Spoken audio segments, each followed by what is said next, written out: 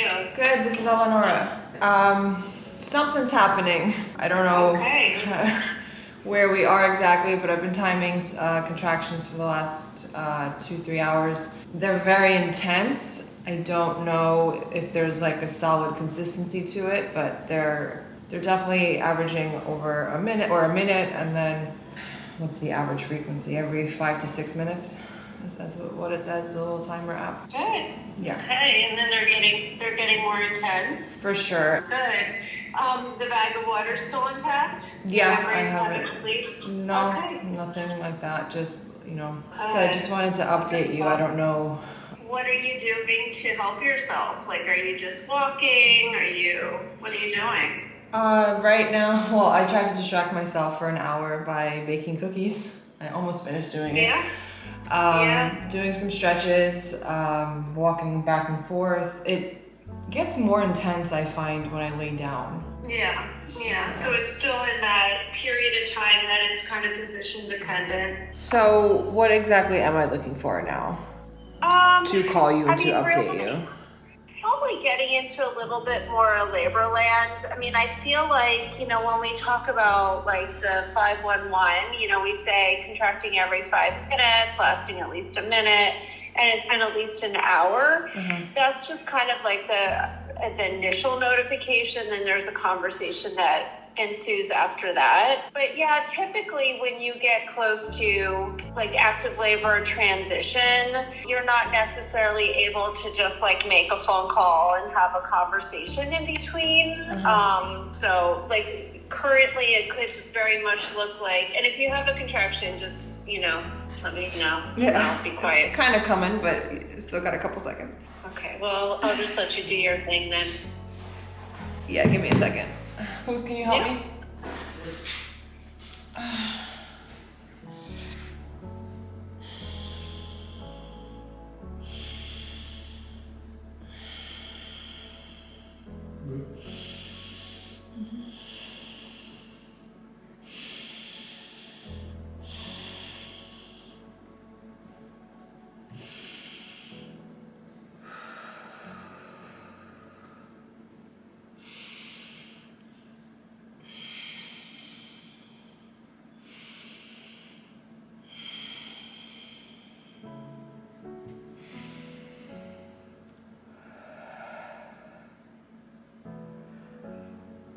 Okay. I mean, that one was about like 45 seconds. Yeah. Some of them might be like 60, some might still be 45. Right. But essentially, like, they'll be definitely longer when you need me to start driving in your direction. They'll be anywhere from 60, 75, 90 seconds. Wow. In length. Yeah, I know, they're at that point. But, like, you'll definitely be in more of like a labor land where it's just really more difficult to kind of come out of that. Like, you're very introspective at that point. And that's when I call you, or my husband will call. Yeah, I mean, other things, bag of water breaks, and you suddenly start to feel like all the sensations and things are intensifying. That might be a good time to call. I know you had declined the GBS test. Okay, so we're not really concerned about that type of thing. And also, other things is very likely you might be feeling some increased pressure on your bottom with the contraction. Oh, yeah. But when you start feeling it in between, I already want to be like heading your way as well. Not even necessarily like pushing, but just, all the time feeling that kind of that pressure on your bottom. Mm-hmm. And certainly if you start bearing down, like, you definitely want to be heading in that direction. And I know it's kind of elusive, like, instructions for the first time. I get that, because this is, Yeah. But, I think that we're probably not there yet, but I'm sure that we're going to get there before not too long. But let him take care of you so that you can just really get just in that raw, innate, organic place where, sometimes you're like, I'm going to lay down. Okay, I'm going to get up. Just following your body cues as much as possible, and knowing that you're in a safe place, and and that you're anticipating meeting your baby finally. Mm-hmm.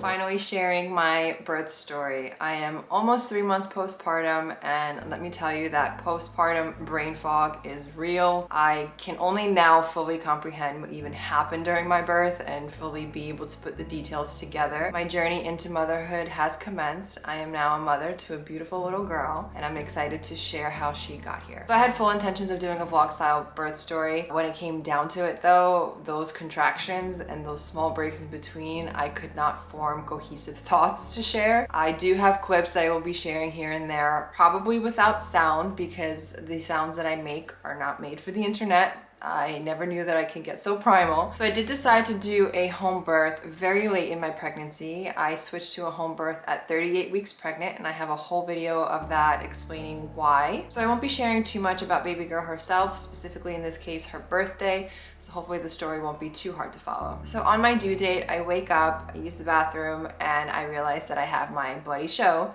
which is the mucus plug mixed with blood. At first I got really scared when I saw any kind of blood. Then I quickly reminded myself that I'm 40 weeks pregnant. This is totally fine. Now, losing your mucus plug or your bloody show doesn't necessarily mean that things will happen anytime soon. Sometimes it could take a week for anything to actually start up. But it was a first sign of some possibility of something. So that night, the night of my due date, I got really bad cramps and contractions. I wouldn't say intense, but they increased intensity by nighttime. Now, the best advice that I got while I was pregnant, preparing for birth, was that once you start to feel something happening, not to get too excited, because that can mean so many different things. When you start to feel something more than what you were feeling in the previous weeks, like Braxton Hicks, it is best to rest. So I tried to convince myself that nothing was happening, go to sleep, try to sleep. If something is happening, you do want that rest anyway. So I tried to sleep that night, but I slept horribly, so bad. I was having contractions. They were not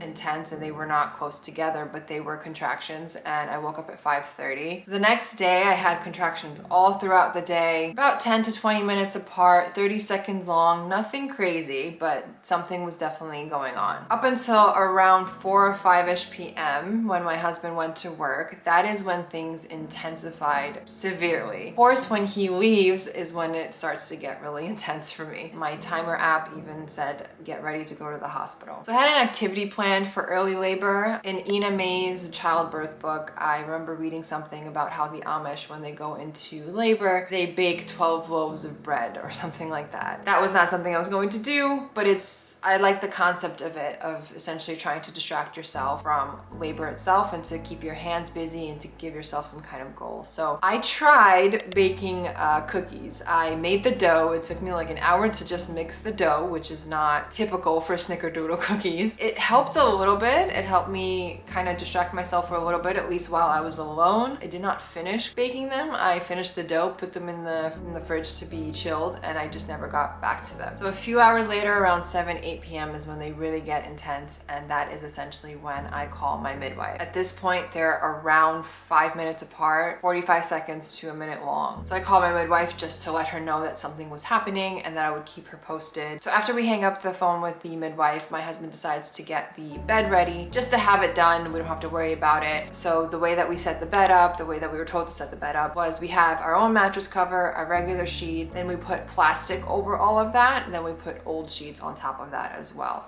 to protect as many layers possible, to protect the mattress. We did have a tub that the midwives provided for, you know, a water birth, or even if I didn't want to do a water birth, water is really good for helping the contraction pain. I just didn't really want it. So I watched a lot of vlogs before giving birth to prepare. I just like to see people's experiences and stories. And I've always happened to notice that water can sometimes slow labor down. Sometimes that could be a good thing if you need a break, but this was the beginning of my labor and I didn't want to do anything to possibly slow it down. So I also avoided water in any capacity in terms of like a tub or a pool of water during my entire pregnancy, because I had this irrational fear of getting an infection and I just didn't want to be in any bodies of water, like zero. And based on how baby girl actually came out and made her entrance into the world, I'm actually really happy that I didn't do a water birth, but I'll get to that. So since my contractions intensified, I got super nauseous. Because I was treating the day as usual, I was eating all my regular meals during the day. I made sure to, fuel my body as much as possible before the contractions and birth started to get really more and more intense. The intensity of labor, however, pretty much made me throw up anything that I had eaten that day. So I don't know, kind of counterproductive. So I knew that moving around would really help engage baby girl and get things moving. I know movement is really great, especially for early labor. But after my husband set the bed up, we decided to go for a walk outside. Very painful, didn't make it far. I tried to do some curb walking just to also help engage the baby. It was very painful to walk, had to stop many times, and I threw up outside as well. So the heat and humidity also didn't help. Thankfully, I had a fan with us. We come home and I just continued to labor with different ways to help relieve some pain. We had a heating pad. I put on some affirmations. I had like 3 different playlists that I had made to listen throughout the labor, and I just didn't want to listen to any of them. Sat on the birth ball. My husband gave me a few sequences to walk back and forth of the apartment just to continue that movement. But those I think really helped move things along nicely. He also did some hip squeezes, massage my back. We just did everything possible to make me as comfortable as possible through those contractions. Because laying down or sitting down hurt so much, I was just walking for hours back and forth in our apartment. It was so uncomfortable to sit or to lay down. It hurt so much more to do that. So I just kept walking and walking and walking. So around midnight, I'd say, is when my contractions were about a minute long and about 3 to 5 minutes apart. So they did definitely increase, and that's when we call my midwife to give her an update. And I think she gets to us around 1 or 2 a.m. To be honest, I'm really going off of timestamps of photos and videos because I have zero recollection of time. When you're in labor for so long, everything just meshes together. There's no way to really separate what time it actually was because I had no concept of time. Around 1 a.m. I start to labor on the toilet pretty much for the rest of my labor. Toilet ended up being the best place to labor for me because when you're having those contractions and you're trying to relax all those muscles, the pelvic floor muscles, toilet is just the best place to be in my opinion. And I have a little squatty potty, so I was really able to get comfortable there. And for whatever reason, this makes no sense to me looking back, I would be laboring on the toilet. My husband would be standing over me with his hands on my thighs, and I would just put my arms around his neck, and that helped me. Poor guy probably got a nice trap workout, but it helped, and I have no explanation as to why. So I really didn't want to do any cervical checks, but it was getting to a point where I wanted to know, and my midwife needed to know exactly where we were, was I progressing, just to get a ballpark idea of what was happening. So I want to say around 3 a.m.-ish, I was about 6 centimeters dilated, which is good, right? That sounds good. You're more than halfway there, but I felt like so much work happened, and I don't know. I don't know if I expected to be further along, or I don't know if I was worried about how much more I had. I wasn't as excited as I thought I would be for hearing that I was 6 centimeters dilated. So that was all through the night that I was just continuing to labor. And by 5 a.m., between 5 a.m. and like the afternoonish of the next day, I don't know if I want to say stalled, but it didn't progress as much. And I don't know if it slowed down per se, or if it just was kind of keeping itself where it was this whole time. But I really think that it had slowed down just from pure exhaustion. You know, your body can only give you so much. That day I was just trying to rest in between contractions as much as possible. I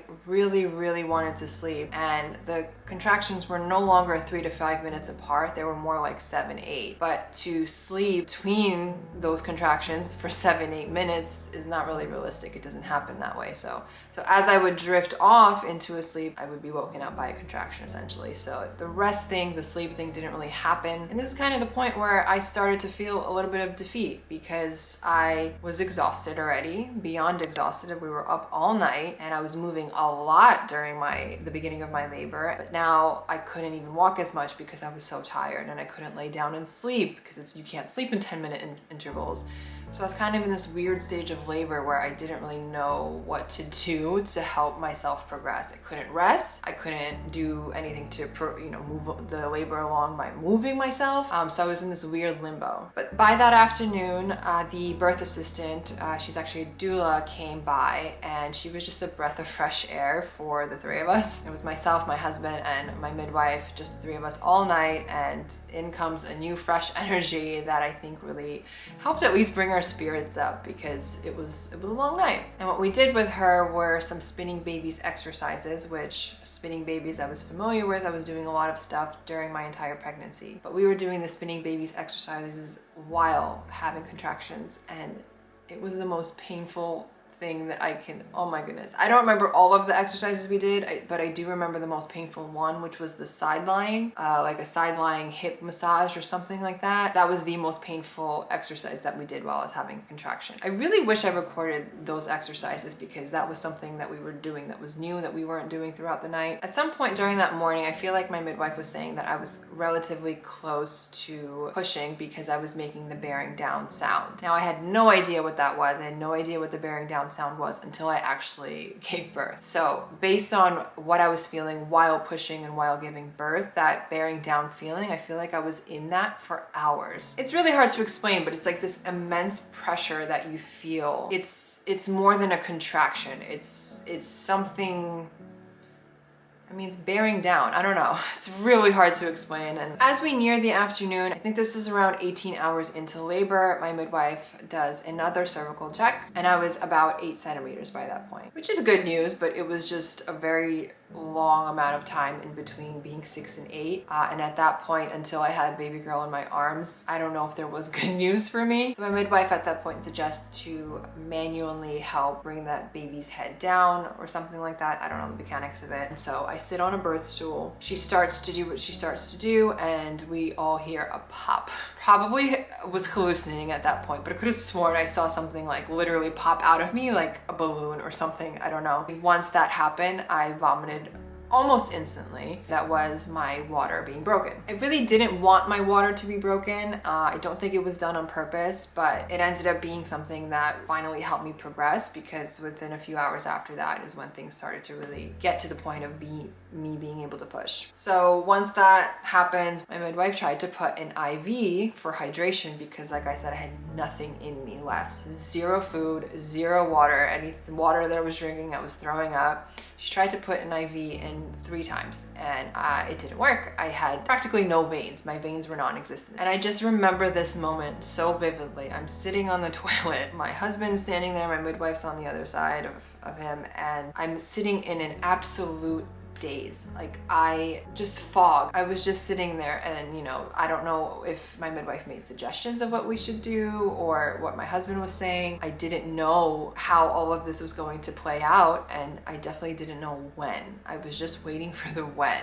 Thankfully, my midwife is not cervical check happy. She didn't want to do too many. We only did 2 for the entire labor. At that point, she did want to check again, but she didn't want to do a cervical check. So she just wanted to see if she felt the baby's head. She asked me to do it for myself, but because I thought I felt baby's head way earlier in labor, I didn't trust my judgment. My midwife checks to see if she can feel the baby's head, and she did. Pretty much around 22, 23 hours of active labor, I was finally ready to push. And I ended up pushing for what felt like hours. It ended up only being around an hour and a half. I did get on all 4s on my bed at that point when I was starting to actively push, and I just remember when my husband saw baby girl's head, which, by the way, she had a full head of hair when she was born, which was a huge surprise because no one in my family, I don't think his side of the family, was ever born with a full head of hair. And by the way, I did not have any heartburn throughout my pregnancy, so there's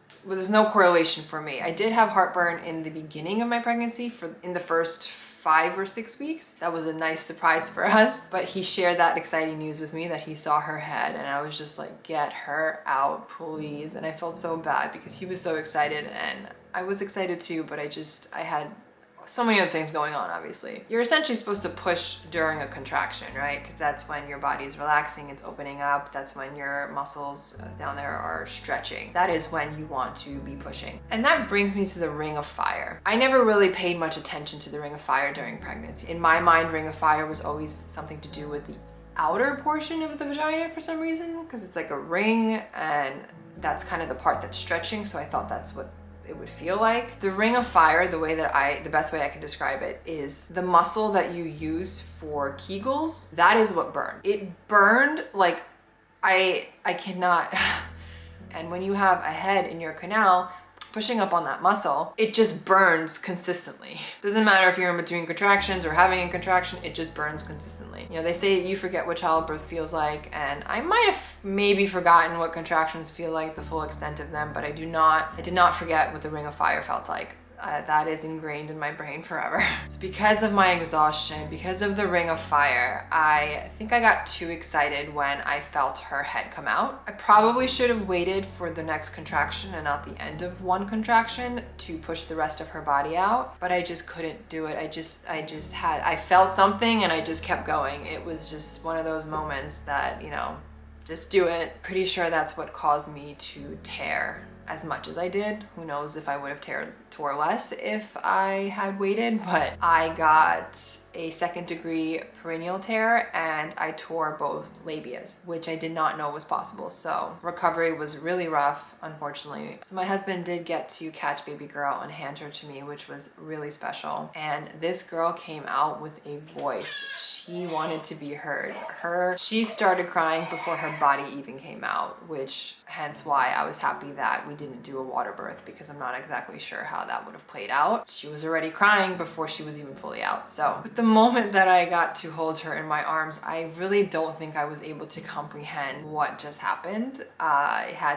She was in my arms finally, and after so many 24 hours of labor and probably 40 hours of no sleep, I couldn't wrap my mind around the fact that she was finally here, and she is perfect. We were able to do immediate skin to skin, delayed cord clamping, that golden hour that I really wanted. It was all beautiful for that, and everything that I wished to have in my birth. I also do want to mention, throughout my entire labor, we did monitor baby girl's heart rate the whole time, during contractions and not during contractions. She's a trooper. She did so well the entire time. Her heart rate just stayed steady, so she was comfortable in there, and thank goodness for that, because I didn't have to worry about that or make any decisions based on that. I just had to manage my own pain and manage my own tolerance to it all. She was chilling. Now, having gone through the entire labor and delivery process, I have to say I'm incredibly happy that I was not in a hospital. The whole process was hard enough being in the comfort of my own home. I can't imagine being in a hospital, a place that gives me anxiety for just standing in it. I really can't picture being in a hospital in that state and my birth ending up the way that I wanted to have it end up. And it being my first birth, I really think it played out really well. You know, the first birth, first time having a baby is known to be a little longer because it's your body's first time doing it. So I really don't think I could have asked for a better experience, honestly. I know it was longer and I wasn't expecting it to be so long. I don't know how short I was expecting it to be, but in terms of everyone being healthy, happy, that's all I can ask for, and that's exactly what I got. I also cannot finish the story without giving my amazing husband the credit that he deserves. He just knew what I needed when I needed it. We were very much on the same page, not just in the birth itself, but my whole entire pregnancy. He read all the books that I asked him to read. He came with me to all the classes that I signed us up for. He was very involved from the very beginning. He was a major reason why my home birth was actually successful. Without that support, without that true support and belief, I really don't know how it would have went. And I think support is so necessary in situations like this, whether that comes from your spouse or your mother, your sister, a doula, whatever you need. That support, I think, is vital during the birth process, whoever it comes from. So if you are watching this video because you are looking to do a home birth, I would highly suggest, my biggest advice is to know your why. Why are you wanting to do a home birth? Because that why essentially is going to carry you throughout your labor and delivery. I just knew that I wasn't comfortable with how a hospital handles certain situations and how there's unnecessary interventions at times, and I just knew that that's not a position I wanted to put myself into. So I only encourage you to do that home birth if you truly understand why you're doing it in the first place. Are you doing it for yourself, or are you doing it for some outside reason that doesn't matter? This needs to be for yourself. I wanted to feel empowered going into motherhood, that I can handle absolutely anything. And I think knowing that I was able to handle that, it helps. It really helps in the early stages of motherhood, especially, that if I could do that, I could do anything. So thank you so much for listening to my birth story. If you have any questions about it, I would be incredibly happy to answer them. Home birth can be so special, so intimate, and like I said, I do recommend it if you know why you're doing it. It can be a very memorable experience for sure. Bye for now.